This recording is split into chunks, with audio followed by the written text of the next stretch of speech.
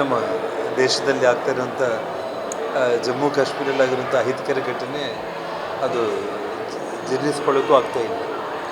ಶ್ರೀಕೃಷ್ಣ ಪರಮಾತ್ಮ ಭಗವದ್ಗೀತೆಯಲ್ಲಿ ದುಷ್ಟ ಸಂಹಾರ ಮಾಡುವಂಥ ಒಂದು ರೀತಿಯಲ್ಲಿ ಸಾಕ್ಷಾತ್ ಶ್ರೀಕೃಷ್ಣನೇ ನಮ್ಮ ದೇಶದ ನೆಚ್ಚಿನ ಪ್ರಧಾನಿಗಳಾದ ನರೇಂದ್ರ ಮೋದಿಜಿಯವರಿಗೆ ಮತ್ತು ಅಭಿನವ ಸರ್ದಾರ್ ವಲ್ಲಭಾಯ್ ಪಟೇಲ್ ಅನ್ನುವಂಥ ಕೀರ್ತಿ ಇವತ್ತೇನು ಅಮಿತ್ ಶಾ ಅವರಿಗೆ ಸಿಕ್ಕಿದೆ. ಅವರಿಬ್ಬರಿಗೂ ಆ ಶ್ರೀಕೃಷ್ಣ ಪರಮಾತ್ಮ ತಾಯಿ ಮೂಕಾಂಬಿಕೆ ದೊಡ್ಡ ಶಕ್ತಿಯನ್ನು ಕೊಟ್ಟು ಆ ದುಷ್ಟರ ಒಂದು ಸಂಹಾರವನ್ನು ಮಾಡೋದಕ್ಕೆ ಭಾರತ ಶಾಂತಿಯುತವಾಗಿ ಈ ಒಂದು ಸನಾತನ ಧರ್ಮ ಆಧ್ಯಾತ್ಮಿಕ ಈ ನೆಲೆ ಯಾವತ್ತಿಗೂ ಕೂಡ ಶಾಂತಿಯುತವಾಗಿ ಇರಬೇಕು ಅಂತೇಳಿ ಇರೋದಕ್ಕೆ ಕೃಷ್ಣ ಮೋದಿಜಿಯವರಿಗೆ ಶಕ್ತಿಯನ್ನು ಕೊಡಬೇಕು ಅಂತೇಳಿ ದೇವರಲ್ಲಿ ಪ್ರಾರ್ಥನೆ ಮಾಡ್ತೀವಿ. ಇವತ್ತು ಭಾಳ ನಾವೆಲ್ಲರೂ ಕೂಡ ನಾಚಿಕೆಯಿಂದ ತಲೆ ತಗ್ಗಿಸ್ಕೊಳ್ಳುವಂಥ ಒಂದು ಪರಿಸ್ಥಿತಿ ಕರ್ನಾಟಕ ರಾಜ್ಯದ ಮುಖ್ಯಮಂತ್ರಿಗಳಾದ ಸಿದ್ದರಾಮಯ್ಯನವರು ಈ ರೀತಿ ಏನು ಹೇಳಿಕೆಗಳು ಕೊಡ್ತಾ ಇದ್ದಾರೆ ನೋಡಿ. ಅವರು ಶಾಶ್ವತ ಅಲ್ಲ, ನಾವು ಶಾಶ್ವತ ಅಲ್ಲ.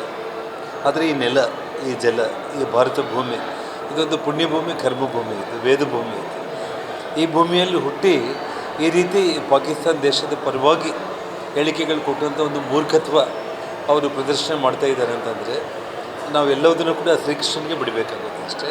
ಮತ್ತು ಆ ಭಗವಂತ ಅವರಿಗೆ ಒಳ್ಳೆಯ ಸದ್ಬುದ್ಧಿಯನ್ನು ಕೊಟ್ಟು ದೇಶದ ಪರವಾಗಿ ನಮ್ಮ ಈ ನೆಲದ ಪರವಾಗಿ ಯೋಚನೆ ಮಾಡುವಂಥ ಒಂದು ಒಳ್ಳೆಯ ಬುದ್ಧಿಯನ್ನು ಆ ಭಗವಂತ ಕರುಣಿಸಲಿ ಅಂತೇಳಿ ನಾನು ಪ್ರಾರ್ಥನೆ ಮಾಡ್ತೀನಿ. ಅವರು ರಾಜಕೀಯ ಶಾಶ್ವತ ಅಂದ್ಕೊಂಡಿದ್ದಾರೆ. 2 ಬಾರಿ ಮುಖ್ಯಮಂತ್ರಿ ಆಗಿದ್ದಾರೆ. ಯಾವ ಕ್ಷಣದಲ್ಲೂ ಅವ್ರು ಇಳಿದು ಹೋಗ್ತಾರೋ ಗೊತ್ತಿಲ್ಲ. ಮತ್ತು ಯಾವುದೇ ಒಂದು ರೀತಿಯಲ್ಲಿ ತೊಗೊಂಡ್ರು ಕೂಡ ಅವ್ರಿಗೂ 76 ವಯಸ್ಸು ದಾಟಿದೆ.